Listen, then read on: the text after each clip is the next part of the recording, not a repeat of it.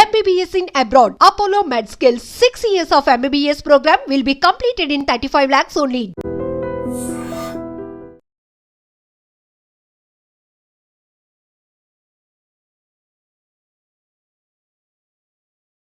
Hi, welcome to iDream. Character ఆర్టిస్ట్గా కొన్ని వందల సినిమాల్లో నటించిన నటి రమ్యశ్రీ గురించి పరిచయం అవసరం లేదు. ఆమె మన తెలుగు వారందరికీ సుపరిచితమే. ఈ మధ్యకాలంలో ఆమె పైన దాడి జరగడం, ఆమె తమ్ముడి పైన కూడా దాడి జరగడం, ఆ విజువల్స్ వైరల్ అవ్వడం, ఆ వీడియోల్లో ఆమె కన్నీరు పెట్టుకోవడం మనందరినీ కలిచివేసేసాయి. అసలు ఆమె పైన దాడి చేసింది ఎవరు, ఈ ఘటనకు కారణం ఏమిటి, ఇలాంటి అన్ని విషయాలు మనం రమ్యశ్రీ గారిని అడిగే ఈరోజు తెలుసుకుందాం. ఆమె మనతో పాటు షోలో ఉన్నారు. హాయ్ అండి రమ్యశ్రీ గారు. నమస్కారం అండి. మేడం, మీతో కలిసి ఇంటర్వ్యూ చేయాలని, మిమ్మల్ని కలవాలని చాలా రోజులుగా అనుకుంటూ ఉన్నాను. బట్ ఇలాంటి ఒక సందర్భంలో చేయాల్సి రావడం నిజంగా నేను బాధపడుతున్నాను. ఎందుకంటే మేమందరం ఎంతో ఇష్టపడే నటి మీరు. అలాంటి మిమ్మల్ని ఆ వీడియోలో ఆ పరిస్థితుల్లో చూసి చాలా బాధ కలిగింది మేడం. అసలు ఏమైంది మేడం? ఎందుకు మీరు అలా బాధపడాల్సి వచ్చింది? మీ పైన దాడి చేసింది ఎవరు? మీకోసం నా మనసులో కూడా వెతుకుతుంది. ఎందుకు దాడి చెయ్యబడేంత స్థితికి రమ్యశ్రీ ఎందుకు వెళ్ళిపోయింది అనేది. నేను ఎందుకు మీడియా ముందుకు వస్తున్నానంటే, నేను ఆ రోజు చనిపోయి ఉండుంటే మనుషులు ఎలా మాట్లాడుకుంటారంటే, ఏదో చేసి ఉంటుంది అందుకే నడి రోడ్డు మీద నరికేశారు అని చెప్పుకునేవాళ్ళు. ఇంత నా లైఫ్, నా కెరియర్లో గుడ్ ప్లేస్లోనే ఉన్నాను నేను. ఎప్పుడు నా పేరెంట్స్ నాకు ఒక జన్మిచ్చిన తర్వాత ఒక మంచి ప్లేస్లోనే ట్రావెల్ చేశాను తప్ప ఎక్కడ నాకు ఒక రిమార్క్ అనేది లేదు. ఖచ్చితంగా లేదు మేడం. సో ఇది నా లైఫ్. ఇప్పుడు నేను మన మీడియా కాకుండా ప్రజలకి నేను చెప్పకపోతే ఎందుకు నన్ను టార్గెట్ చేశారు, ఎందుకు చంపాలనుకున్నారు అనే దానికి నాది క్వశ్చనే, అసలు క్వశ్చన్ మార్కే. కానీ దీనికి ఆన్సర్ చెప్తాను. సంజయ్ కన్వెన్షన్ శ్రీధర్రావు గారు, నేను ఇప్పటికే చెప్పాను, మళ్ళీ చెప్తున్నాను, ఆయనతో నాకు విరోధం లేదండి. ఆయన ఎవరో నాకు పెద్దగా తెలియదు. ఆయన యాక్టివిటీస్ ఏంటి, ఆయన రేంజ్ ఏమిటి అని నాకు అసలు సంబంధం లేని మ్యాటర్ అది. ఓకే, కామన్గా ఒక మనుషులం ఏమిటి, మనము ఏదో ఒక వ్యాపారమో జాబో ఏదో ఒకటి చేసుకుంటూ ఉంటాం కదా. చేసుకున్నప్పుడు కొంచెం మనం తిని కొంచెం ఏదో ఒక సెక్యూరిటీ చేసుకుంటాం. అందుకే ఏ దేశాలు ఏమైపోయినా సరే ఇండియా మాత్రం ఏమవ్వదు అంటారు. అంటే అలాంటి హ్యూమన్ బీయింగ్ ఉన్న మనుషులం ఉన్నాం మనము. అయ్యో రేపు ఏమైనా అయితే ఏంటి పరిస్థితి, మన పిల్లల పరిస్థితి ఏమిటి అనుకునే మనుషులమే. ఇలా ఏమిటంటే రమ్యశ్రీ కూడా అలానే ఇన్ని సినిమాలు చేసి రంగులు వేసుకొని డే అండ్ నైట్ కష్టపడి నేను సంపాదించుకునే డబ్బులో ఒక సక్రమైన మార్గంలో ఒక ఇల్లు కొనుక్కుంటాము, లేకపోతే ఎక్కడైనా ఒక స్థలం. డబ్బునైతే దాయలేము కదండి, అంతే కదా మేడం. ఎవ్వరివి డబ్బుని మూటలు కట్టలేము. సో అలాంటిది ఆ డబ్బులు ఎక్కడోకక్కడ మనం పెట్టుకోవాలి. ఒక మంచి అది ఏమిటి జాగ్రత్త లాయర్కి చూపించుకొని ఇది బాగానే ఉందా, అది ఉందా, ఇందని పెట్టుకుంటుంటాం. 2003లో పెట్టానంటే ఎన్ని ఇయర్స్ అయిందో చెప్పండి. అవును కదా, కొనుక్కున్నాను, 22 సంవత్సరాలు అవుతుంది. కొనుక్కున్నాను. అక్కడ ఇప్పుడు జరిగిన సిచ్యువేషన్ ఏమిటి అంటే, నా స్థలమే, నా స్థలంలాగే దగ్గర ఒక 40 మందిది అక్కడ స్థలాలు లేవు. బాధపడుతున్నారు, సఫర్ అవుతున్నారు. ఎస్, అందులో నేను ఒకదాన్ని అంతే. ఇక్కడ ఒకసారి నా సైట్లోకి వెళ్ళి విజిట్ చేస్తే అన్ని వాష్రూమ్లు అయ్యి కట్టేసి ఉన్నాయి అందులో. ఎప్పుడు మేడం ఇది? ఇది ఒక 2 years అవుతుంది. 2 years బ్యాక్ ఎప్పుడో జరిగింది. అప్పుడు ఎవరిని అడగాలో నాకు అక్కడ తెలియదు. ఇదేంటి మన సైట్లో మన సర్వే నెంబర్ ఉంటుంది, ఎలా అయ్యింది ఇదేంటి అనేసి పోలీసులు అప్రోచ్ అవ్వడం జరిగింది. అంటే కంప్లైంట్ ఇవ్వండి అది ఇదని. ఎవరి మీద ఇవ్వాలి, ఏమిటి ఇక్కడ ఏం జరుగుతుంది అన్నప్పుడు దేవరాజు గారు అనేసి ఒక ఆయన ఫ్రంట్లోనే ఉంటుంది, ఆయన కూడా డిస్టర్బ్ అవుతున్నారు. ఆయన కంప్లైంట్ ఇవ్వడానికి వచ్చారు. మీరు రమ్యశ్రీ గారు కదండి, మీరు ఏంటి కంప్లైంట్? అవునండి. ఏంటి సార్ ఇది, ఏంటి ఎలా జరిగింది, ఎవరమ్మా? సంజయ్ శ్రీధర్రావు ఇలాంటి పనులన్నీ చేస్తున్నాడు అని చెప్తే దానిలో క్లారిటీ తీసుకొని ఆయన మీద కంప్లైంట్ ఇవ్వడం జరిగింది. సో ఓకే, ఆయన్ని మన ఎఫ్ఐఆర్ కూడా ఫైల్ చేశారు. ఓకే, ఇది ఒక స్టెప్. ఓకే, తర్వాత అది కూల్, అది అయిపోయింది, అన్నీ అయిపోతున్నాయి. అతను నా మీద రెచ్చి పెట్టుకోవటానికి ఒక రీజన్ ఏమిటంటే, ఆ రోజే నేను వచ్చేస్తున్నాను, పోలీస్ స్టేషన్ నుంచి వచ్చేస్తున్నప్పుడు మన మీడియా మిత్రులు బయట ఉన్నారు. ఉండి అంటే ఆల్రెడీ సంజయ్ కన్వెన్షన్ శ్రీధర్ రావు మీద అక్కడ ఒక ఏమిటి ఇది జరుగుతుంది అనమాట, చర్చ జరుగుతుంది. ఈ అన్యాయం అయిపోయిన వాళ్ళు వీళ్ళు ఎవరో కొందరు వచ్చి మీడియాతో అల్చలు లైవ్ బోర్డు వచ్చేస్తున్నాయి. వచ్చేసి నాకు ఇంటికి వచ్చాక గానీ అది నాకు అర్థం అవ్వలేదు. చాలా మంది బాధితులు ఉన్నారు, అది అక్కడ జరుగుతుంది. మన మీడియా మిత్రులకి నేను నోటెడ్ కదా నాకు. సో వాళ్ళు ఏంటి రమ్య మేడం ఇక్కడికి వచ్చారు, మీరు కూడా దీని బాధితులా ఏమిటి అని అడిగితే అయ్యో అదేం లేదు, అది ఏదో నాకు కొంచెం పర్సనల్ ఇష్యూ ఉండి వచ్చాను అని చాలా క్యాజువల్గా చెప్పి వచ్చేసాను. కానీ అక్కడ ఉన్న వాళ్ళు ఉంటారు కదా, వాళ్ళు నేను అందులో ఉన్నదాన్ని నన్ను గుర్తుపట్టలేరా.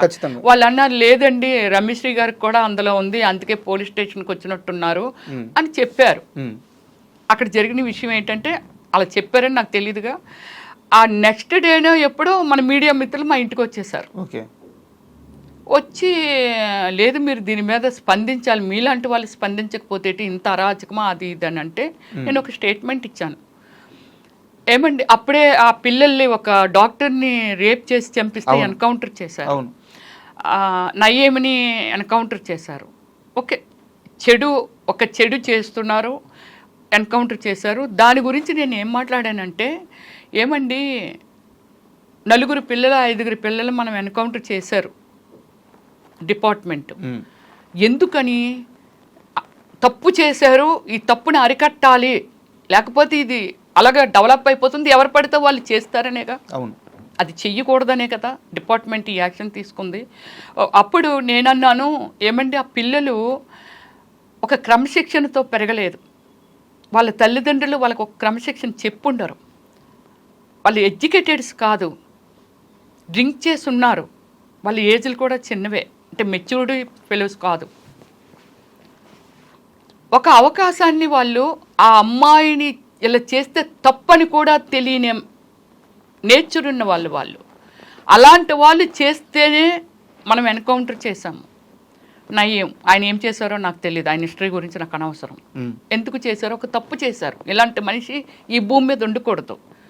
మరి అలాంటప్పుడు ఈ శ్రీధర్ రావు లాంటి వాళ్ళు, మళ్ళీ చెప్తున్నాను, ఈ శ్రీధర్ రావు గారు ఆ వీడియోని కావాలంటే చూపించవచ్చండి, ఈ శ్రీధర్ రావు లాంటి వాళ్ళు మనుషులు బ్రతుకుంటుండగా, అమ్మాయి చనిపోయింది, పేరెంట్స్ పాపం సఫర్ అవ్వచ్చు, కానీ మనుషులు బ్రతుకుంటుండగా ఒక 100 మందినో లేకపోతే ఇంకో సొసైటీ వాళ్ళు ఇంకొకళ్ళో ఇలాంటి కార్యక్రమాలు చేస్తూ మానసికంగా వాళ్ళని చంపేస్తూ నిద్ర లేకుండా వాళ్ళ హ్యాండ్లోకి వీళ్ళ లైఫ్ని తీసుకొని ఇంత ఇబ్బంది పడుతున్న వాళ్ళని ఎందుకు ఎన్కౌంటర్ చెయ్యకూడదు అని అడిగాను. అప్పటి నుంచి నా మీద గ్రెడ్జ్ పెట్టుకున్నాడనే సంగతి మాకు ఎలా తెలిసిందో చెప్తాను. ఒకసారి అందరికీ అందరిది రయేజా వాడికి ఇచ్చేద్దాము, రయేజా వాళ్ళ కంపెనీ వాళ్ళు అడుగుతున్నారు, మీరందరూ రండి అని సొసైటీ వాళ్ళని అందరినీ పిలవడం జరిగింది. సొసైటీ ప్రెసిడెంట్ గారు మనందరం వెళ్దాము అని అంటే మేము కూడా, అంటే నేను ఎప్పుడు చాలా వరకు అటెంప్ట్ చెయ్యనండి వీటికి, అంతా రాకేష్ ప్రశాంత్ అతన్ని కూడా నాతో పాటు ఉన్నాడు కాబట్టి తను కూడా టార్గెట్ చేశాడు అంతే. మీ తమ్ముడు అంటే మరి అన్ని తనే కదా చూస్తాడు, జనరల్ నాలెడ్జ్ దాని గురించి ఏమిటి, ఇదేమిటి, అదేమిటి అనేది. సో నాకు తెలుసు, కానీ ఒక సెలబ్రిటీగా అన్నిటికీ బయటకు రాలేక తను నేను బయటికి తను పంపించి తను చూసుకోవడం అంతే. ఒక సపోర్టు, ఒక భార్య యొక్క భర్త ఎలాగ సపోర్టో, లేకపోతే ఒక తల్లిదండ్రులు ముసలైపోతే పిల్లలు ఎలాగ సపోర్టో, వాడు నాకు అలాగ సపోర్టు. సో అలా అప్పుడు రమ్యశ్రీ వాళ్ళు ఎవరైనా వస్తే గెట్ అవుట్, బయట స్పాన్సర్లు వాళ్ళే పెడతాడు. ఎందుకు ఆ వ్యవస్థ అతనికి ఎందుకో నాకు అర్థం కాదు. నువ్వు వ్యాపారం చేసుకుంటున్నావు, కూలి చాలా మంది చేస్తున్నారే. రామేశ్వరరావు గారు సింపుల్గా నడిచి వెళ్ళిపోతారు, సీఎం గారు కూడా నాకు అసలు ఇది అక్కడే లేదని టైప్లో ఉంటారు. ఆయన బొమ్మలు పెట్టడం ఏంది, ఆయన లేఅవుట్ కాదు కదా, అది కాదు. ఇప్పుడు లేఅవుట్ ఇక్కడ కాదండి, ఆయన ప్లేస్ లో ఒక మీటింగ్ పెట్టిన, మీరందరూ రండి, రయేజ్ ఆయన ఆధ్వర్యంలో ఆయన ఏదో ఎక్కడో ఒక ప్లేస్ డిసైడ్ చేస్తే అక్కడికి వెళ్ళారు. అప్పుడు ప్రశాంత్ అదే వద్దని అబ్జెక్షన్ చెప్తున్నాడు అంటే పాపం అందులో ఒక 5 ఏం చేశారంటే అదేంటది సొసైటీలో అందరూ ఉన్నవాళ్ళమే ప్లాట్స్ ఉన్నవాళ్ళే అతను వద్దని చెప్పడం ఏంటి అతని మీద ఇది చేయడం ఆయన మేము రామనుకొని ఒక 5-6 మెంబర్స్ వెనక్కి వచ్చేసారు.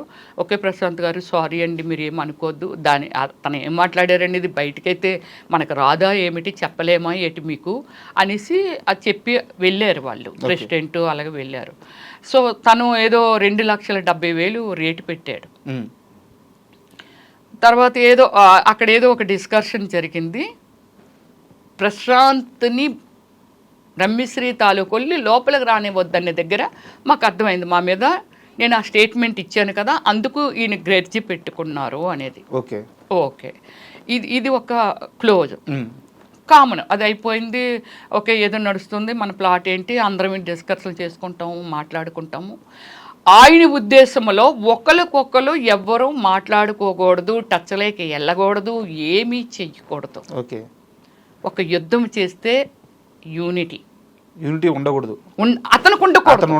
ఒక యుద్ధం చేస్తే యూనిటీ కదా సైనికులందరూ తలపడితేనే కదా అవును మనం సక్సెస్ అయ్యేది సాధించేది. ఇరుగు పొరుగు అనేది దేనికి మేడం ఎందుకుంటారు ఆ ఇరుగు పొరుగు కూడా కలవకుండా ఎవరికి వాళ్ళని ఇండివిజువల్ గా బ్లాక్ మెయిల్ చేసి బెదిరిస్తూ ఉంటాడు.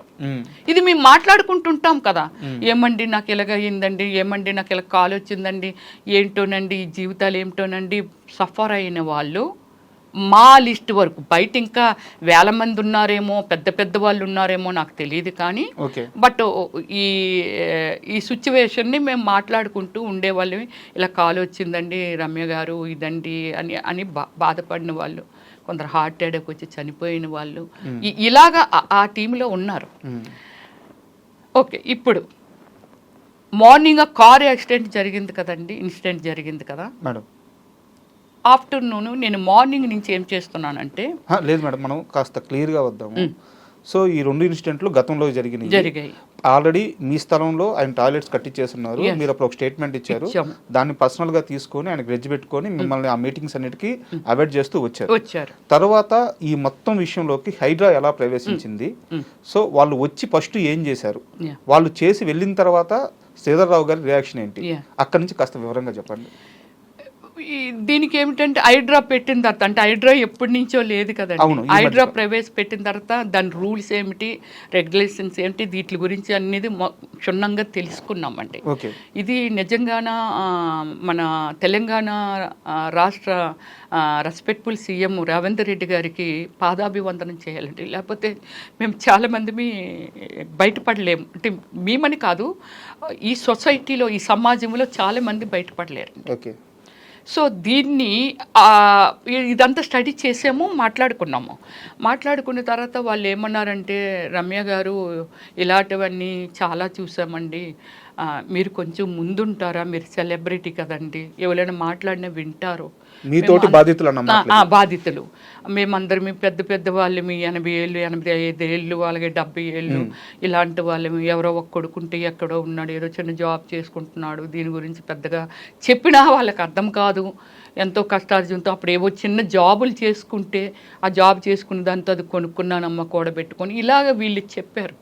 నన్ను నా హ్యూమన్ బీయింగ్ నా వ్యక్తిత్వం అనేది ఒకటి లోపల ఉంది కదా అది నన్ను ఏమంటారు దాన్ని ఎంకరేజ్ చేసింది ఒక స్టెప్ ముందుకు పడేలా చేసింది. అయ్యో మనం వీళ్ళకి ఏదో మనం చెయ్యాలి అందులో నేను కూడా ఉన్నాను నేను బాధితురాలనే బట్ నేను ఏదో చెయ్యాలి వాళ్ళ కోసం అనే ఒక ఫీలింగ్ కలిగింది నాలోని కలిగి అయితే సరే మనం హైడ్రాకి వెళ్దాం అంటే మాది అక్కడ ల్యాండ్ ఎవరిది అనేది ఐడెంటిఫై చేయని విధంగా కలిపేశారు.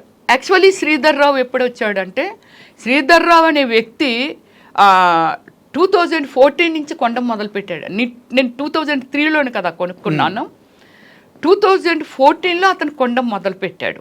అందులోని 1 వేసో 2 వేసో ఎవరో వాళ్ళ ఇబ్బందులు కొలిది అమ్మిస్తుంటేనో లేకపోతే అతను ఏమి ఎక్స్ప్లెయిన్ చేశాడో మనకు చెప్పాను కదండి పక్కింటి వాళ్ళ గురించి మనకు సంబంధం లేదు వాళ్ళ ఆపదలో ఉన్నారంటే మన ఒక మానవత్వంతో ఏదైనా చెయ్యాలేమో కానీ పక్కింటి వాళ్ళు ఏం చేసుకుంటున్నారు ఏం కెలుక్కుంటున్నారో మనకు సంబంధం ఉండకూడదు. ఇది good human being. So okay అతను ఏం కొనుక్కుంటున్నాడో మనకు అనవసరం కొనుక్కుంటున్నారో అమ్ముకుంటున్నారో వెళ్ళిపోతున్నారు.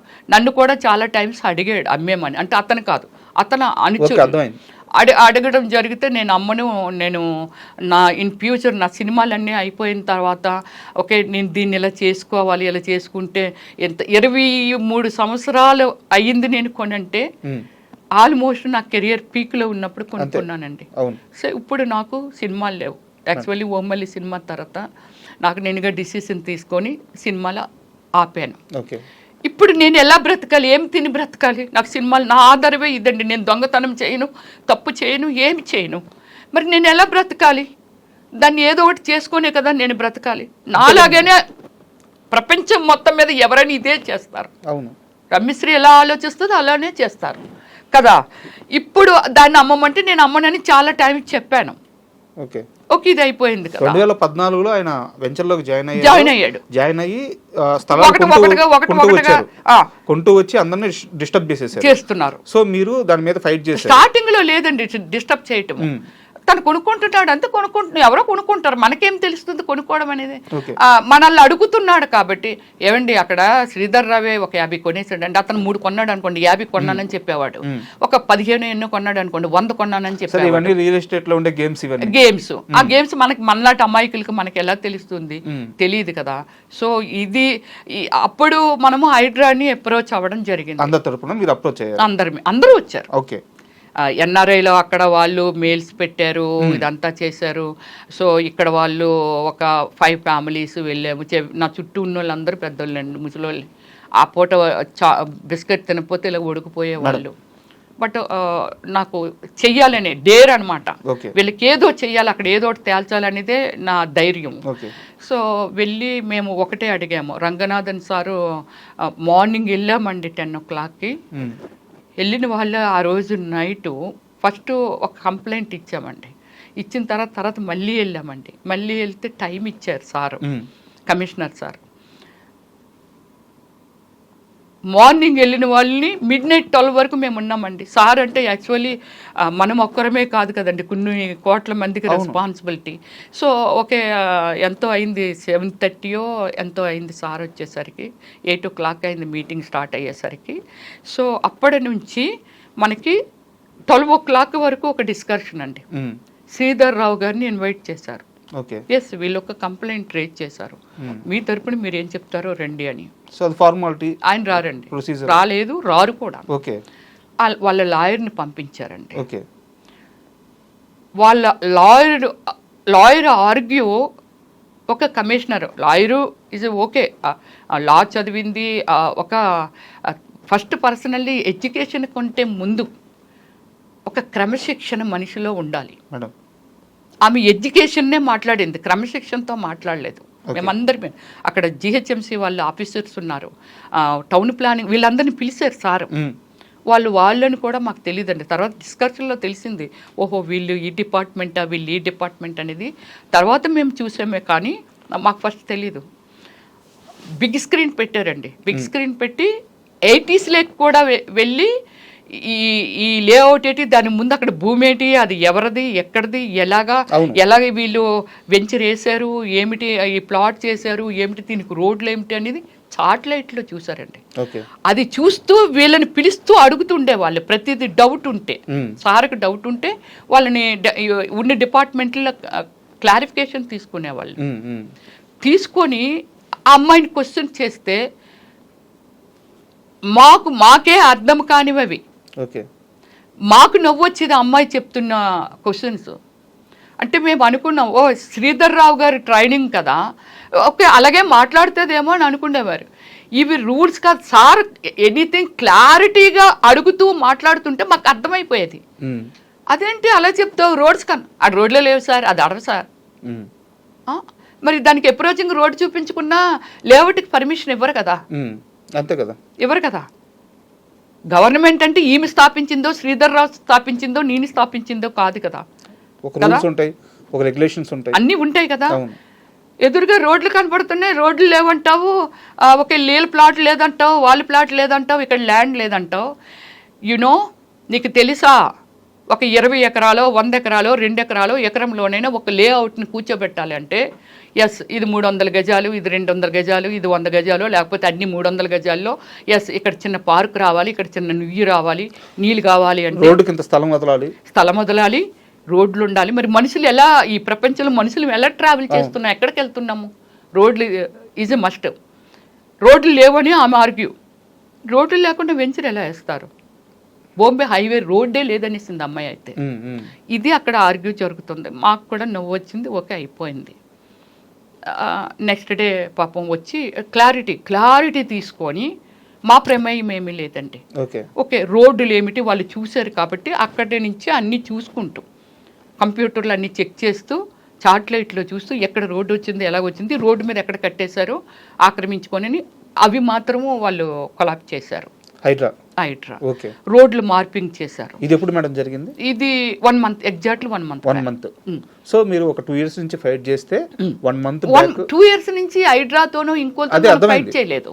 ఈ కలిపేసుకున్నాడు. మనం ఎవరు అడగాలో ఏం చేయాలో మాకైతే సో ఒక 2 years నుంచి మీ స్ట్రగుల్ కి 1 month బ్యాక్ హైడ్రా వచ్చిన తర్వాత ఒక పరిష్కారం లభించి వాళ్ళు వచ్చి ఆ అక్రమ కట్టడాలన్నీ కూల్చి ఓకే రోడ్లకి మార్పింగ్ చేశారు. ఓకే ఓవర్ నైట్ లో చూడు, ఒక గవర్నమెంట్ అంటే ఒక హైడ్రా గవర్నమెంట్ స్థాపన, అది ప్రైవేట్ లాగా శ్రీధర్ రావో లేకపోతే రమేశ్వరో కాదు. అక్కడ ఒక గవర్నమెంట్ ప్రవేశపెట్టింది, ప్రజలకు ఇక్కడ న్యాయం జరగాలి, ఇన్ ఫ్యూచర్ రోడ్లు ఆక్రమిస్తే ఎలా వెళ్తాము, ఒక వర్షం వస్తే చెరువులు మొత్తం ఆక్రమించిస్తే మరి నీరు ఎక్కడికి వెళ్తుంది, ఇప్పటికే పొంగిపోయి వర్షాకాలం వస్తే చనిపోతున్నారు. ఇది ట్రూ. ఒక గవర్నమెంట్ ఒక మంచి డిసిషన్ తీసుకుంది, ఆ గవర్నమెంట్లోని భాగమే హైడ్రా. దీన్ని కూడా రెస్పెక్ట్ ఇవ్వకుండా నువ్వు ఓవర్ నైట్లో మొత్తం అవన్నీ మూసేవంటే is good think or bad think? రాత్రి మళ్ళీ కట్టేశారా? రాత్రి మూసేసి మళ్ళీ కన్స్ట్రక్షన్ స్టార్ట్ చేసేసాడు ఇమ్మీడియట్లీ. అయ్యో అదేంటి మేడం, కాస్త క్లియర్గా చెప్పండి మేడం. అదే అక్కడే డిస్కషన్ చేస్తున్నాము, ఇది ఇలాగా అని చెప్పి. సో అది కార్ డాష్ ఇచ్చిన తర్వాత అది అయిపోయింది, ఆ ఎపిసోడ్ అయిపోయిందండి. ఆ ఖుషి అని అతను బయటకు పంపించేశారు, స్టార్ట్ చేశారు. ఆఫీసర్లు అందరూ వచ్చారు కదా, బయటకు వెళ్ళారు. బయట నుంచి ఇక్కడి నుంచే దీని మార్కింగ్స్ దీని బోర్డర్స్ ఉంటాయి కదండి, అది చూస్తూ వాళ్ళు మార్పింగ్ చేసి, సార్ ఇంతకు ముందులాగా గన్ చేస్తారు ఏమిటంటే, లేదమ్మా ఇప్పుడు పెయింటింగ్ వేస్తున్నాం, పెయింటింగ్ మీద స్ప్రే కొడుతున్నాం, చెరపటానికి వీలు పడదానంటే నేనేం చేస్తున్నానంటే అప్పటి నుంచి మార్పింగ్ ఎక్కడ చేస్తున్నారు, దాని లొకేషన్ ఏమిటి, ఆపోజిట్ అక్కడ ఏముంది, పక్కన ఏముంది అనేది ఒక వీడియో, ఆ ల్యాండ్ మార్క్స్ చిన్న వీడియో తీయడం ఆపడం ఇలాగ 2 గంటల వరకు అక్కడ అనుమానితులండి. దగ్గర ఒక 70 మంది ఇలాగా వాళ్ళే ఉన్నారు. వాళ్ళు ఎందుకుంటారండి, శ్రీధర్ రావు గారిది కదా రెస్పాన్సిబిలిటీ, ఆయనది కదా, ఆయన కొనుక్కున్నాడు, ఆయన చేశాడు. మేము కొనుక్కున్నాము, మమ్మల్ని రమ్మన్నారు, వచ్చాం. హైడ్రా వాళ్ళు అలా పిలిచారు, శ్రీధర్ రావు గారు రాలేదు. ఓకే వాళ్ళ మనిషి అని అంటే మనం అనుకోవడమే అంతే.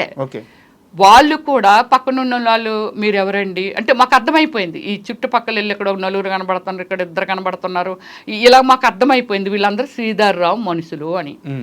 అయినా వాళ్ళు అడగటానికి డేర్ చేసేవాళ్ళు కాదు. నాతో చెప్తుండే వాళ్ళు ఎవరో తెలుసండి శ్రీధర్ రావు మనుషులని అంటే, ఇలా చెప్తుంటే నేను అడిగేసేదాన్ని. మీరు లేదా పోలీసులు ఉన్నారు కదా అడగమనేదాన్ని, ఏమండి వాళ్ళు ఎవరో అడగండి, వెళ్ళండి, వీడియోలు అవి తీస్తున్నారు, వెనకాల అలా తిరుగుతున్నారు, వీళ్ళు ఎందుకు తిరుగుతున్నారు, శ్రీధర్ రావు అయినా ఉండాలి, మనమైనా ఉండాలి, వీళ్ళందరూ ఎవరో అని అలాగ అడుగుతూ కొందరిని బయటికి పంపించడం ఏముందండి, ఇక్కడ మేము వర్క్ చేస్తున్నాం, అలాగే వెళ్తాడు, మళ్ళీ ఇక్కడికి వచ్చేస్తున్నారు.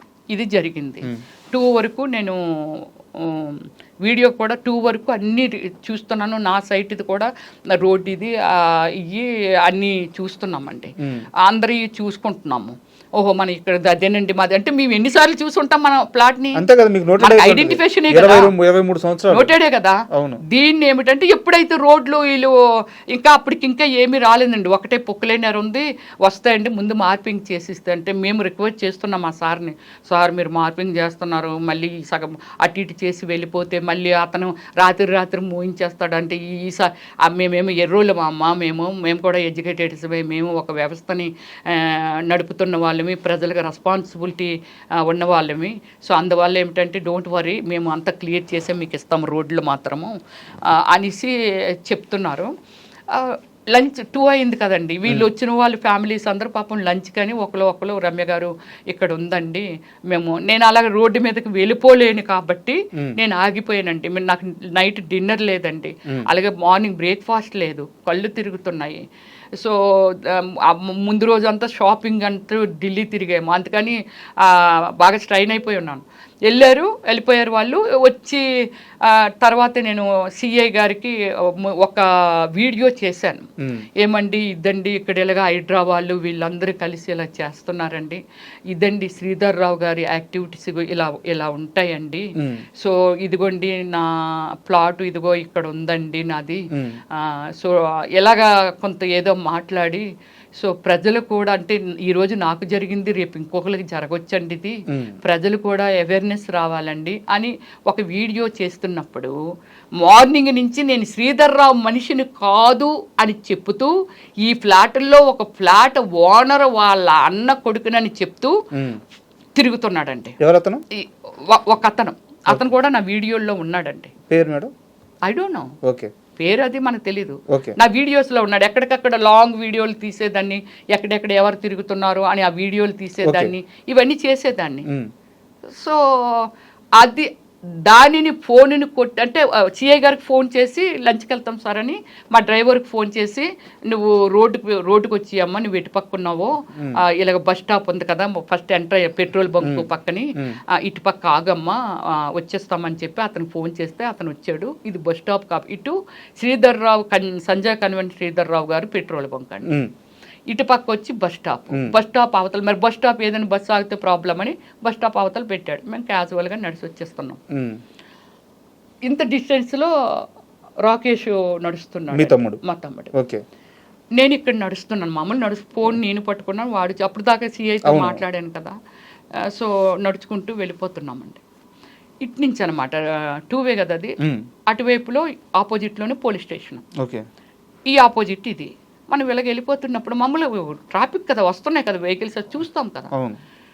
ఏదైతే అంటే మార్నింగ్ ఆ ఇన్సిడెంట్లో నేను సేవ్ అవ్వడం, దీనిలో అతను చూడడం, ఈరోజు మేము బ్రతుకు బట్ట కట్టామండి. సో ఉదయం మిమ్మల్ని కారుతో గుద్దుపోయిన ఆయన ఫేస్ మీరు చూస్తున్నారు కాబట్టి చూసాం కాబట్టి ఆ ఫేస్ ని బండి డ్రైవ్ చేస్తున్నాడు, వెనకాతల సన్నగా ఒక అతను ప్రశాంత్ కొంచెం ముందు వాళ్ళు చూడలేదండి, కత్తికి గుడ్డ తెలుసు కదండి, ఇన్ని సినిమాలు చూస్తున్న దాన్ని, సినిమాలు చేస్తున్న దాన్ని, డైరెక్షన్ చేసిన దాన్ని, నాకు తెలియదు. అది ఎప్పుడైతే చూసాను ప్రశాంత్ పరిగెట్టు అని చెప్పి నేను ఆ బండిని ఏం చేశానంటే పుచ్చేసానండి, అంటే ఇలా తోసేసేటప్పటికి వాళ్ళు ఈడి బండిని పట్టుకొని ఉన్నాడు, అతను పడిపోయాడండి. ఆ కత్తి పట్టుకొని ఆ కత్తి కిందన పడ్డం వరకు నేను చూసాను. బైక్ మీద వచ్చారా? బైక్ మీద, 2 వీలర్ మీద వచ్చారు. వెనక నుంచి మామూలు ట్రాఫిక్ వస్తుంది కదా, ఇద్దరు బళ్ళు సడన్ గా ఎప్పుడైతే తోసానో వాళ్ళు ఆగిపోతాయి కదా, పెద్ద పెద్ద అరుపులండి. నేను ఏమండి మీరందరూ ఎడ్యుకేటెడ్స్ అండి, చంపేస్తున్నారండి, రోడ్డు మీద నరికేస్తున్నారండి, ఇలాంటి మీరు చూసారు కదండి, చాలా కాపాడండి మమ్మల్ని కాపాడండి అని చాలా బిగ్గరగా ఒక అనాథలాగా, ఒక తల్లి లేని బిడ్డలాగా రోడ్డు మీద అరిసి. This is true. ఎవరైనా ఒకవేళ వీడియోలు తీస్తే యూట్యూబ్లో పెడితే ఉంటుందండి. ఎంత గట్టిగా రిక్వెస్ట్ చేశానంటే ఎవ్వరూ రాలే. సమాజం ఎలా అయిపోతుంది ఇప్పటికే చూడండి, ఎవ్వరూ రాలేదండి. ఆ ఇద్దరు మాత్రము కొంచెము ఆ బండిని ఆపేసి హెల్మెట్స్ అవి పెట్టుకున్నారు వాళ్ళు, అంటే హెల్మెట్ అది పెట్టుకున్నారు. వెంటనే ఈ కత్తి మరి వాళ్ళు తీసారా మళ్ళీ ఈడే తీసి పట్టుకొని పారిపోయాడో తెలియదండి. ఈ వైట్ షర్ట్ వేసినాడు ప్రశాంత్ ముందు పరిగెడుతున్నాడుగా, మళ్ళీ వెనక్కి వచ్చేసాడు. నేను ఇక్కడ ఉండిపోయాను కదా, మళ్ళీ వెనక్కి పరిగెట్టి వచ్చాడు. ఈనాడు చూశాడు కదా, ఇతను వైట్ షర్ట్ వేసుకున్నాడు, ఇద్దరు ఫైట్ చేస్తున్నారు, నేను చేస్తున్నాను. డ్రైవర్ రాలేదండి, డ్రైవర్ నా brother Prashanth Rakesh Kumar.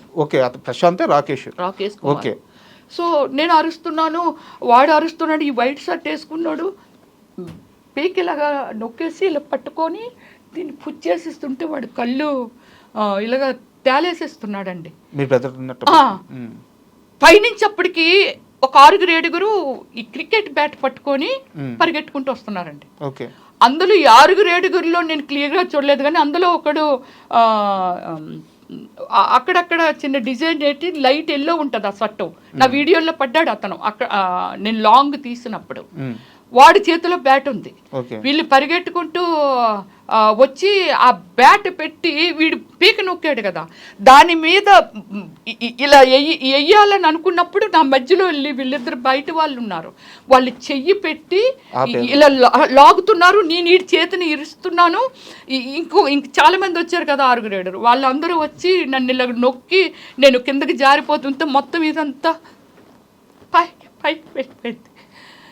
So really నేను ఇలాంటిది సినిమాల్లో చూసే అలాంటివి నేను తట్టుకోలేను, భయపడతానండి, ఏడ్చేస్తాను సినిమాల్లో కూడా చూసి. ఇది సినిమా, నువ్వే సినిమాల్లో యాక్ట్ చేస్తావు, నువ్వే డైరెక్షన్ చేస్తావు, నువ్వు ఇలాంటి సీన్లు చూసి ఏడుస్తావు ఏంటి, కళ్ళమ్మ నీళ్ళు వచ్చేస్తాయి, ఆటోమేటిక్గా వచ్చేస్తుంటాయి.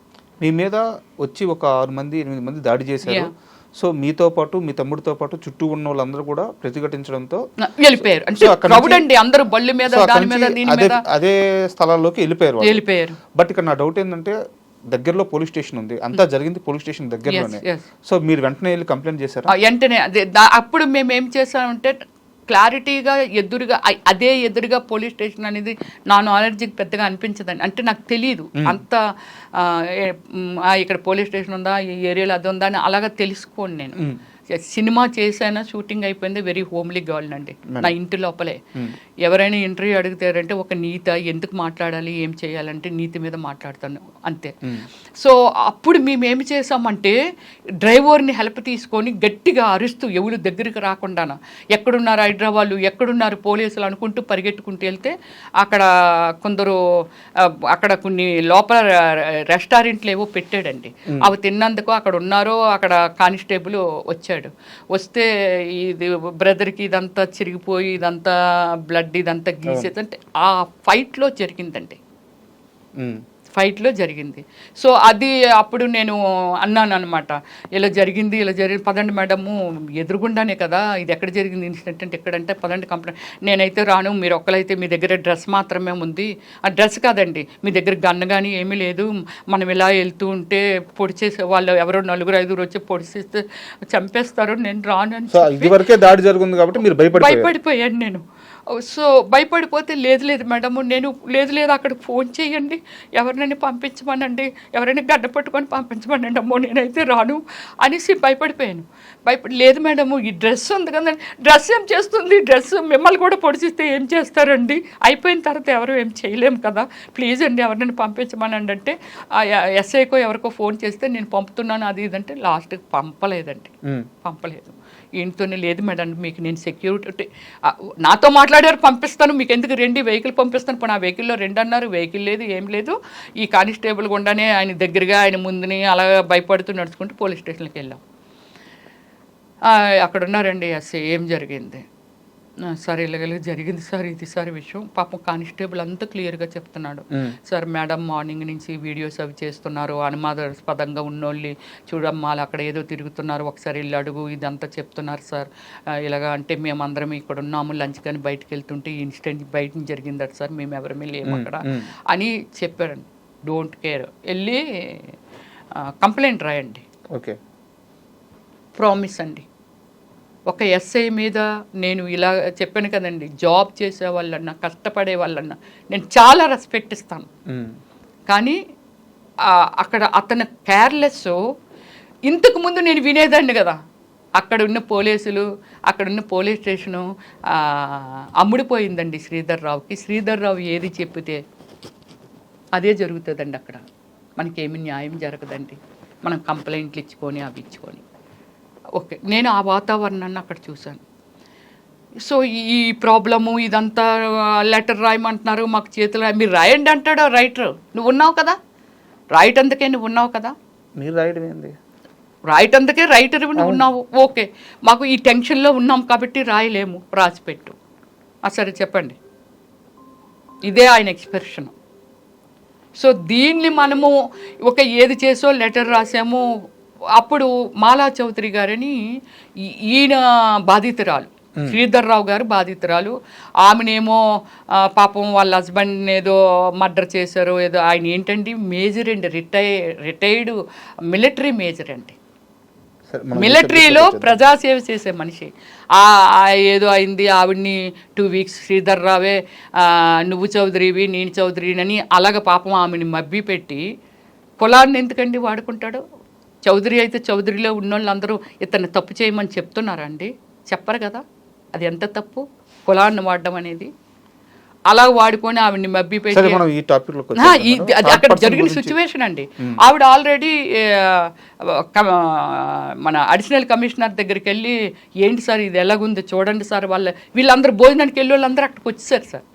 వచ్చేసిన తర్వాత ఆయన్ని కలిసి ఇది చెప్తుంది ఆవిడ. మేము పరిగెట్టి వెళ్ళాం, వీళ్ళు ఎక్కడ రెస్పాండ్ అవ్వట్లేదు. వెంటనే ఇలా జరిగిందా, హైదరాబాద్లో ఉన్నారా, ఎందుకు మరి సెక్యూరిటీ ఇవ్వలేదు, అది ఇది అని అనిచి ఒక 25 మెంబర్స్ని ఫిమేలు అడిషనల్ కమిషనర్ గారు, సిఐలు వీళ్ళందరూ లొకేషన్కి ప్రయాణం అవుతున్నారండి. నేను ఇది కంప్లీట్ అవ్వలేదు, దీనికి మనకేమీ ఎక్నాలజ్మెంట్ ఇవ్వలేదు, నేను వాళ్ళతో వెళ్ళిపోతాను, ఉండండి మీరు కూడా ఉండండి సార్, నేను కూడా అక్కడికే వచ్చేస్తాను అని చెప్పి నా బ్రదర్ని ఏమో హాస్పిటల్కి రాశారు సార్. వాడిని ఒక్కడిని పంపించాలంటే భయము. డ్రైవర్ బయట నుంచి ఫోను, అమ్మ ఇక్కడ కూడా బయట కూడా వాళ్ళ మనుషులే ఉన్నారు, నన్ను వచ్చి అడిగారమ్మా మీరు పోలీసుల పక్క నుంచి ఎక్కడికి రాకండి అమ్మా. ఎలా ఉంటుంది నా సిచ్యువేషన్? పోలీస్ స్టేషన్ బయట కూడా ఉన్నారు, కామన్ డ్రెస్సులు నన్ను వచ్చి అడిగారమ్మా ఎవరు నువ్వు ఏమిటి, మీ డ్రైవర్ని ఇక్కడ ఎన్నాళ్ళుగా పనిచేస్తున్నావు అడిగారు, ఆ డీటెయిల్స్ అన్ని కూడా అడిగారు. అడిగితే లేదు సార్ నేను ఒక 5 days అయింది సార్ ఇక్కడికి వచ్చి, నాకేమీ తెలియదు సార్, అది మన వెహికల్ ఫోటోలు తీసుకోవడం ఇదంతా. సో ఇది నేనేమంటున్నా, వెహికల్ ఫోటోలు ఇక్కడ తీసుకోలేదు, దాని ముందే తీసేసుకున్నా.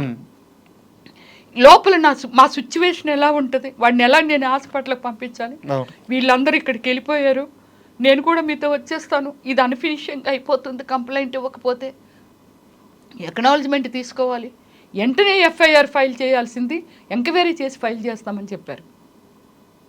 సో ఓకే, ఇది అయిపోయింది కదండి.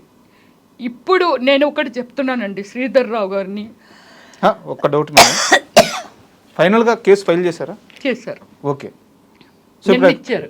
ఓకే, ఇప్పుడు ఆ కేసు రన్నింగ్లో ఉంది. ఓకే, ఎంక్వైరీ చేస్తారు. ఎస్, ఎస్టర్డే పోలీస్ స్టేషన్కి వెళ్ళాము. ఓకే, వెళ్ళి అంతా ఎవరున్నారు ఇక్కడ, ఏముంటారు ఎదురుంటారు, వెళ్ళప్పుడు నా ఫోన్ని ఏమండి మేమేమి దొంగలం కాదు కదా, వాడెవడో దొంగతనం వేశారు, మీరు రికవరీ చేశారు, నాకు ఇచ్చేయండి, నాకు కమ్యూనికేషన్ గ్యాప్ వచ్చేస్తుంది.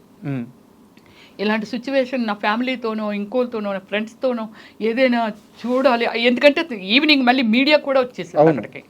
సో ఇదంతా చూసి వాళ్ళు బెదిరిపోతారండి, నాకు ఒక కమ్యూనికేషన్ కావాలి కదా, నా ఫోన్ ఇచ్చేయండి అంటే అలా ఇవ్వమండి, కోర్టులో సబ్మిట్ చేస్తామంటే మా లాయర్ గారు అది అన్నారు. కోర్టులో సబ్మిట్ చేయడం ఏంటి, నీది పోయిందని కంప్లైంట్లో అయితే రాసావు కదా, అది రికవరీ చేసినప్పుడు నీ చేతికి ఇచ్చేయాలి కదా. వాళ్ళు దారిలోనే పోయింది, అది లాగేసుకొని అతనే బయట నన్ను ఏదైతే మర్డర్ అటెంప్ట్ చేయబడ్డా అతనే లాక్కొని వెళ్ళిపోయాడు. సో ఆ వెంకటేష్ అంటే అతని పేరు, తర్వాత మనం ఎంక్వైరీ చేస్తే వెంకటేష్ అని తెలిసింది. సో ఇచ్చేయాలి కదా. నేను అన్నాను ఆ వీడియోలన్నీ తీసుకున్నాను, కేర్ఫుల్గా ఉన్నాయా లేదా నేను చూడాలి, వాళ్ళు ఏమైనా చేసేసారేమో అది ఇదని అంటే సరే ఎందండి అయితే ఓపెన్ చేయండి అని చెప్పి ఇచ్చాడు. ఓకే ఇవి ఉన్నాయా, ఓకే ఏమో అన్నీ మనకు గుర్తుంటాయండి, ఎన్ని వీడియోలు తీసాము, వాళ్ళు ఏమైనా ఓవర్ నైట్లో చూసి, అంటే నాది సీక్రెట్ కోడ్ పెట్టాను దానికి, తీసారే లేదనేది మనకు తెలీదు. సో నా డేటా ఉంటుంది కదా అందులో, నా జీవితం ఉంటుంది కదా దానిలో, అంతే కదా. ఇప్పుడు అదే కదండి ఫోన్ ట్రాపింగ్ గురించి దాని గురించి ఇంత పెద్ద పెద్ద ఇష్యూలు జరుగుతున్నాయనంటే నా జీవితాన్ని, అంటే ఇదంతా అతను చేసిన శ్రీధర్ రావు చేసిన స్కెచ్.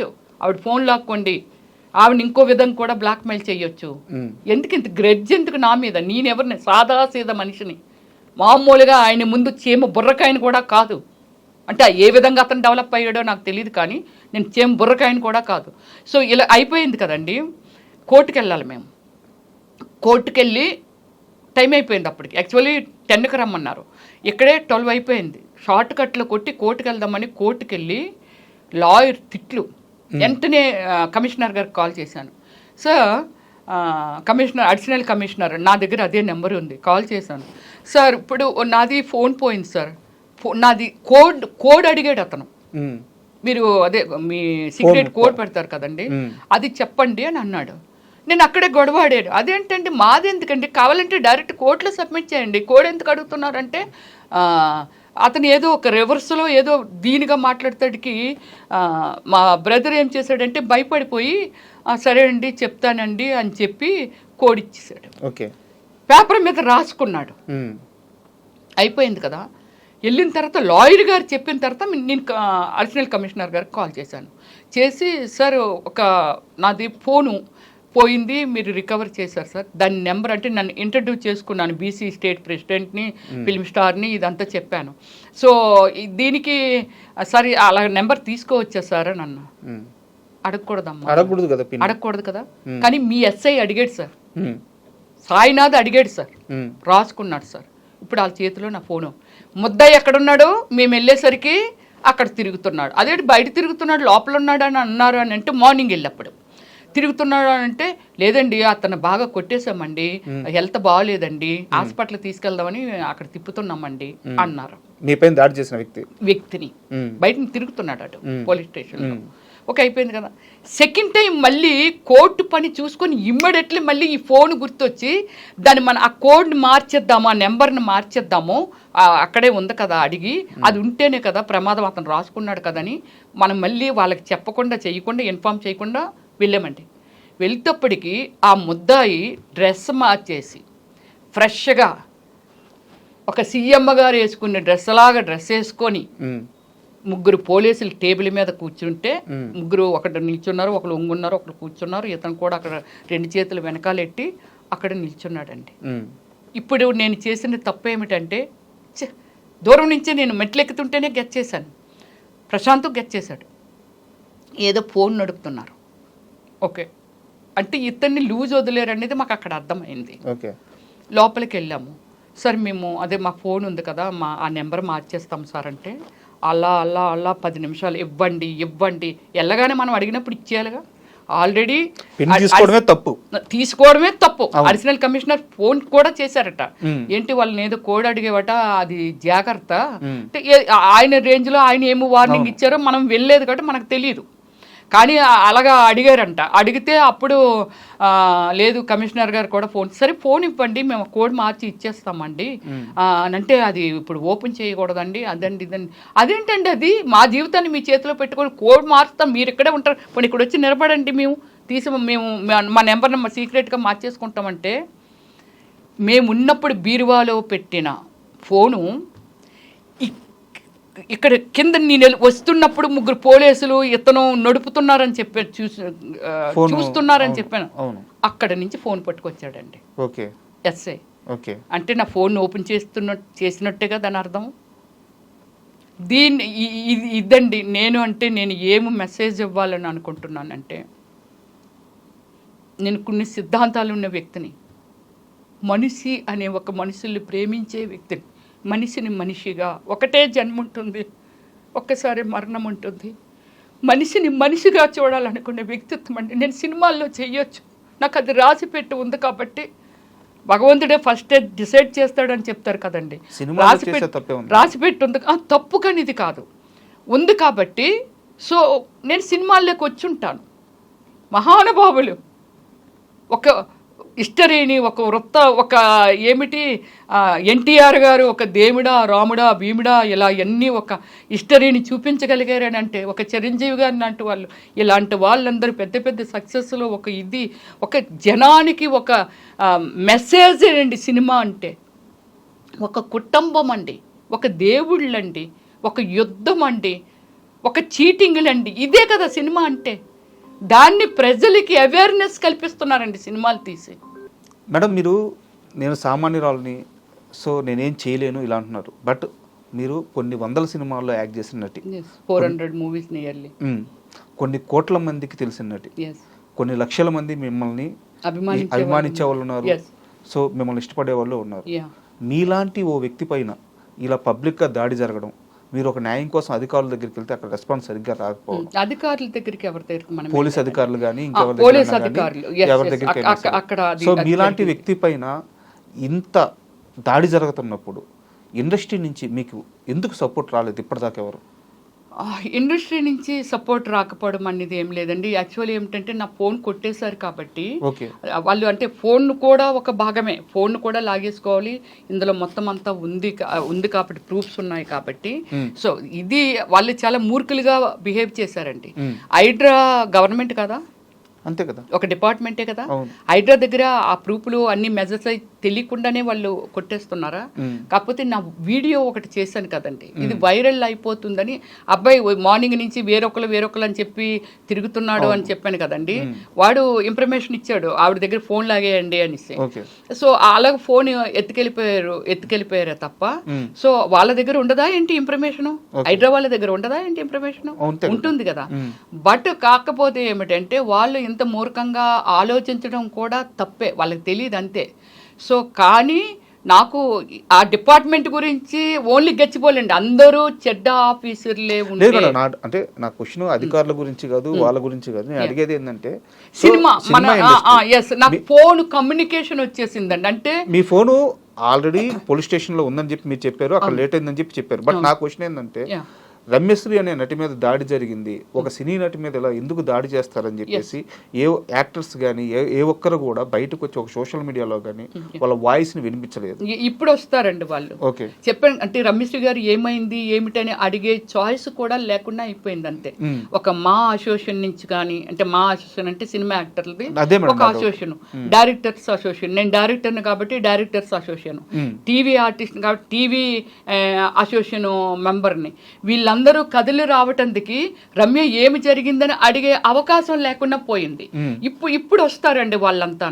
మరోవైపు వచ్చేసి మీకు బీసీ మహిళగా మీ కులస్తులందరూ మా స్త్రీ పైన ఇలా దాడి చేస్తారని చెప్పేసి వాళ్ళు మాత్రం ఒక రేంజ్ లో క్యాంపెయిన్ చేస్తున్నారు. ఒక వెలమ మహిళ మీద మా స్త్రీ పైన ఇలా దాడి చేస్తారని చెప్పి వాళ్ళు మాత్రం బాగా సపోర్ట్. నాకు కులాలు లేకపోతే అవి ఏమీ లేవండి. నేను ఒక మనిషిని, ఒక దేవుడి బిడ్డని. దీనికి మీకు చెప్తున్నాను, మన ప్రైమ్ మినిస్టర్ గారు రాముడిని అంత గ్రాండ్గా అంత ఖర్చు పెట్టి అయోధ్యలో స్థాపించారు. రాముడు లేడు ఇప్పుడు మన మధ్య. ఆయన చేసిన ఒక మంచి దేవుడిని ఎవరు రెస్పెక్ట్ చేయకుండా ఉంటారండి? దేవుడు. సో అలాగే నేను ఒక దేవుడి బిడ్డనే తప్ప నాకు ఆ కులాలు ఈ కులాలు అది ఇది అనేది నాకు సంబంధం లేని విషయాలు. నేను ప్రతి ఒక్కరిని ఇప్పుడున్న ఇది మొన్న ఒక ఇన్సిడెంట్ జరిగిందండి, ఏది మన కాశ్మీర్లో ఒక ఇన్సిడెంట్ జరిగింది. టెర్రరిస్టులు ఒక 26 మందిని నిర్దాక్షిణ్యంగా మీరు హిందువులు అని చెప్పి కాల్ చేశారు. ఇది చూసిన వాళ్ళకున్న ఇన్ని కోట్ల మంది, 150 కోట్ల మంది జనాభా మన ఇండియాలో, ఎంతమంది ఆ బాధ ఇది రేపు మీకు జరగవచ్చు, నాకు జరగవచ్చు, ఎవరికైనా జరగవచ్చు. ఇది ఒక దుర్మార్గము.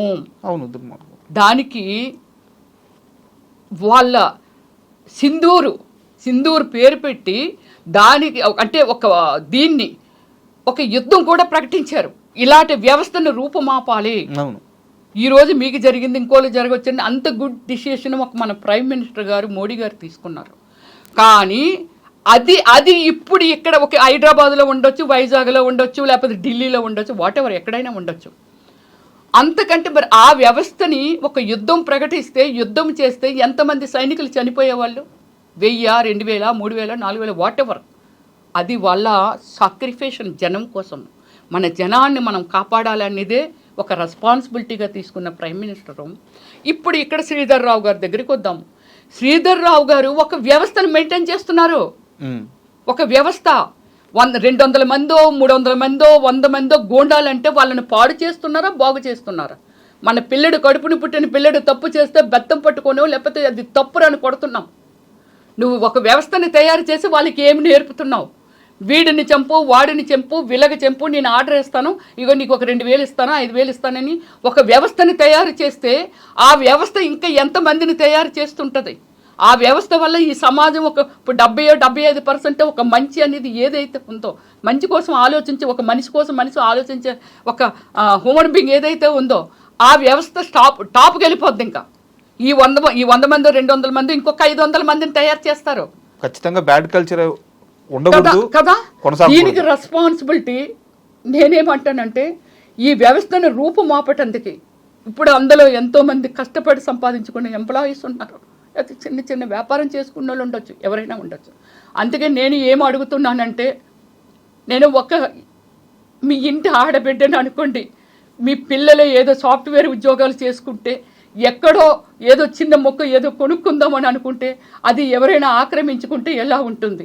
ఇలాంటి దాన్ని అరికట్టడానికి ప్రజల నుంచే ఒక విప్లవం రావాలి, ఒక ఎంప్లాయీస్ నుంచి ఒక విప్లవం రావాలి, అలాగే ఒక యూత్ నుంచి విప్లవం రావాలి, అలాగే ఒక లేడీసా లేకపోతే ఇంకోటి అనేది మన పిల్లలు రేపు రమ్యలాగా అవ్వకూడదు అని అనుకుంటే ఇలాంటి వ్యవస్థను మాత్రమే రూపుమాపమంటున్నానే తప్ప శ్రీధర్ రావు గారి మీద నాకు ఎటువంటి కోపము లేదు.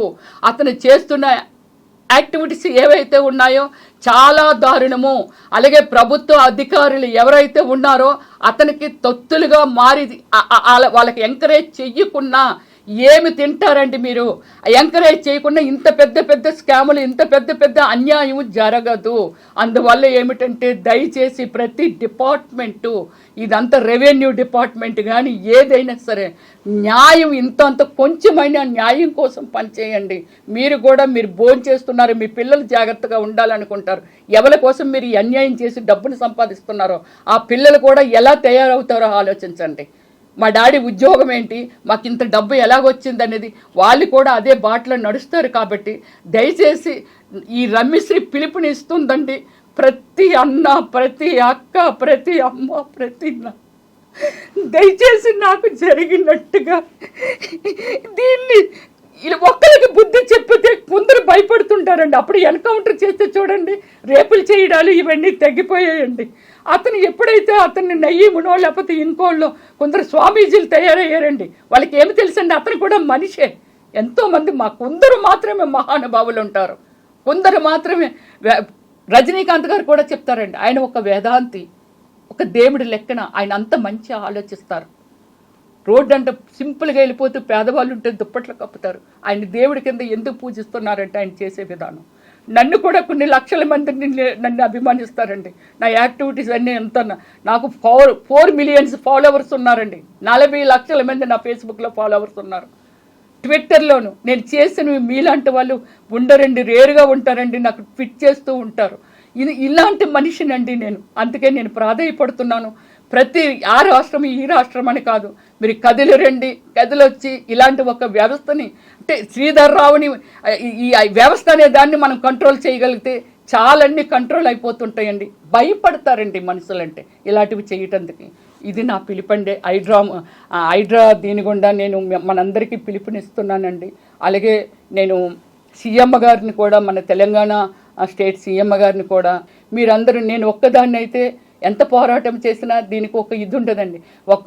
అప్పటిలోనే గాంధీ తాత గారు ఒక వ్యవస్థ, జనము, మనం ఎలా అంటే మన దగ్గర ఏమీ లేకున్నా, ఎక్విప్మెంట్స్ లేకున్నా, బాంబులు లేకున్నా, ఏమీ లేకున్నా అలాంటి వాళ్ళనే తరిమి కొట్టారు అని అంటే, అప్పుడు మన దేశం మీద, మన దేశాన్ని దోసుకు తింటున్నారని దండెత్తిన మన దేశంలో ఉన్న ఇలాంటి మహానుభావులు ఏమీ లేక ఇప్పుడు అందరూ ఎడ్యుకేటెడ్స్ ఉన్నారు, ఎంతో తెలుసు, మనందరికీ తెలుసును.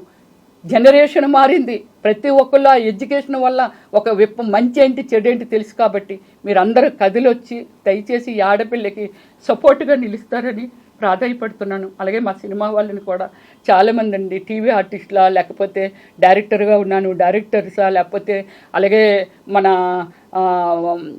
ఫిలిం యాక్టర్స్ పెద్ద పెద్ద వాళ్ళు ఉన్నారు, చిరంజీవి గారు, బాలయ్య గారు, వీళ్ళందరూ. బాలయ్య గారితో కూడా నేను ఒక 3 సినిమాలు చేశాను. మంచి నేచరు, దైవభక్తులు. సో మీలాంటి వాళ్ళ పేర్లు వాడుకుంటూ, అతను మీ పేరు వాడుతున్నారా లేదనేది తెలియదు, కానీ ఇప్పుడే బాలకృష్ణ గారికి ఒక 5 సూట్ కేసులు డబ్బు పంపాను.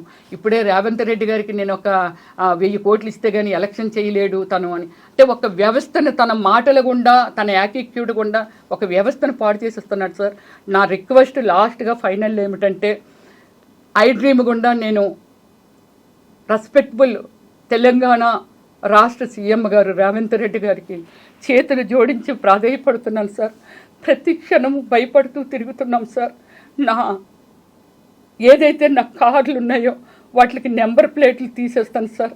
మీరు ఏదైనా ఎవరికి నేను అప్లై చేసుకోవాలో ఏమిటో అనేది చెప్తే నేను అప్లై చేసుకుంటాను సార్. ఇవన్నీ స్కార్పులు అవి కట్టుకొని తిరుగుతున్నాం సార్. అతనికి ఒక సెకండ్ సార్ మా అడ్రస్ కనుక్కోవడము. నేను పబ్లిక్గానే నేను చెప్పాను, ఐ డ్రీమ్ సాక్షిగా చెప్తున్నాను, నా కుటుంబంలో రాకేష్గా అదే ప్రశాంత్ రాకేష్గా నాకా లేకపోతే నా కుటుంబంలో ఎవరికైనా ఏదైనా జరిగితే, ఏదైనా నా మీద ఇంతవరకు ఒక క్రైమా లేకపోతే ఒక కంప్లైంటా లేకపోతే ఇంకోటి నేను ఇంకొకరి మీద కంప్లైంట్ ఇవ్వడం ఇలాంటి ఏమీ లేవు సార్. నా మీద ఒక వైట్ పేపర్ లాంటి మనిషిని నేను. నాకు ఏవైనా ఇలాంటివి ఎదురైతే అది కేవలం శ్రీధర్ రావు గారి మీద వల్లే ఎదురవ్వాలి. నాకు నన్ను ఎవరైనా పొడిచి చంపినా, కారుతో గుద్దినా, ఏమి చేసినా, రాకేష్ని కానీ ఇదంతా అది శ్రీధర్ రావు గారి వాళ్ళ మీద. కాబట్టి దయచేసి ప్రభుత్వం దిగొచ్చి మాకు నాలాగే ఇలాగా ఇందులో ఉన్నారు కాబట్టి, పాపం అనాథలు లాంటి వాళ్ళు పెద్దవాళ్ళు ఉన్నారు కాబట్టి, మీ ప్రజల్లో మీ 5-6 కోట్ల జనాభాలో మేము కూడా ఒక మనుషులమే సార్. మమ్మల్ని దయచేసి సెక్యూరిటీ చేయండి sir, please sir. Thank you. Rameshwari గారు, మీరు ఎమోషనల్ అవ్వద్దు. సో మీ వర్షన్ మీరు చెప్పారు. సో జరగాల్సిన న్యాయం ఖచ్చితంగా జరుగుతుంది, అధికారులు స్పందిస్తారు. అండ్ ఈ మొత్తం విషయంలో మీరు ఎంతైతే స్ట్రగుల్ అవుతున్నారో, ఈ బాధ నుంచి, ఈ పెయిన్ నుంచి మీరు త్వరగా బయటికి రావాలని, మీకు జరగాల్సిన మారిపోమని చెప్తున్నారు. ఏమండి అక్కడి నుంచి మారిపోండి, ఒక్కొక్కరు ఒక్క సలహాలు. ఆ ఇల్లు మారిపోండి, వాడికి తెలిసిపోయి ఉంటుంది కదా, ఎక్కడికైనా వెళ్ళిపోండి. ఎందుకు భయపడి పారిపోవాలంటాను? ఎందుకు పారిపోవాలి? ఒక మనిషికి నా లైఫ్ నాది, నేనేమి హామ్ చేసే ప్లేస్లో లేను, ఎవరికి హామ్ చేయట్లేదు. నేను ఎందుకు అతనికి భయపడి పారిపోవాలి? ఇల్లు మారిపోండి మేడం, ప్లీజ్ మేడం, లేదా అక్కడి నుంచి ఒక 1 month 2 months ఎక్కడికైనా వెళ్ళిపోండి మేడం. ఎందుకు వెళ్ళిపోవాలి? నేను దేనికి వెళ్ళిపోవాలి? అందుకే నేను ఈ మన సమాజాన్ని అడుగుతున్నాను, సమాజాన్ని హెల్ప్ అడుగుతున్నాను. మన అందరం తిరగబడితే అలాంటి వాళ్ళు ఎంతసేపు మీ బిడ్డని, మీ ఆడబిడ్డని, మీ బిడ్డలు కూడా ఉన్నారు, మీరు కూడా ఇలాంటివి పే చేయొచ్చు. కథలు రండి మీరు అంతా, నిజంగా చెప్తున్నానండి నేనైతే. అండ్ మీరు ఈ బాధ నుంచి త్వరగా బయటపడాలని, మీకు ఖచ్చితంగా 100% న్యాయం జరగాలని మనస్ఫూర్తిగా కోరుకుంటున్నాను. And all the best madam. Thank you. నిజంగా ప్రస్తుతం ఉన్నటువంటి సమాజం దేనికి ప్రయారిటీ ఇస్తుంది? ఆర్థిక సంబంధాల చుట్టూ మాత్రమే తిరుగుతోంది. మళ్ళీ ఎన్నికలంగానే చాలా విరక్తి కలుగుతాం. మంచి అనిపిస్తుంది కదా, లేడీస్ కూడా ఛాలెంజింగ్ జాబ్స్ చేసినప్పుడు చాలా బాగుంటది. ట్రాఫిక్ అసిస్టెంట్స్ గా నియమించిన ట్రాన్స్జెండర్స్ అందరితో సాల్యూట్ చేయించుకుంటున్నారు. ఫుడ్ డెలివరీ ఇవ్వటానికి వెళ్ళినటువంటి డెలివరీ బాయ్ అనిల్ పై కళ్ళ ముందు